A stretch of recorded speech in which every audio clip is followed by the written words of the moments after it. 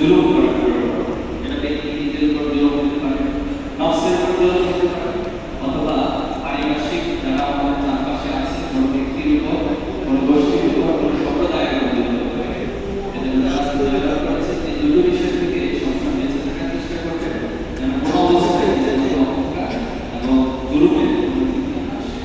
আমরা আজকের বিজয়কে শুধুমাত্র জয়লাভ করেছি, বিজয়ের সাথে বসে হয়েছে, তাহলে বিজয় করবো না। আমরা বলবো এটা যতজন পার্টিসিপেন্ট ছিল সকলের বিজয়। আমরা বলবো এই বিজয় জাহাঙ্গীরনগর বিশ্ববিদ্যালয়ের সকল শিক্ষার্থীদের বিজয়। এই বিজয় জাহাঙ্গীরনগরের সাথে যতজন অংশীদার রয়েছে সকলের বিজয়, এবং এই বিজয় সারা বাংলাদেশের বিজয়। আপনারা শুনে অবাক হবেন আমাদের জন্য দেশে বিদেশে অনেক ভাইরা বোনেরা, অনেক মায়েরা ডায়নামাইট করে দোয়া করেছে। অনেকে মক্কা থেকে আমাদেরকে ফোন করে জানিয়েছে ওনারা কাবার মিলাদ করে দোয়া করেছে।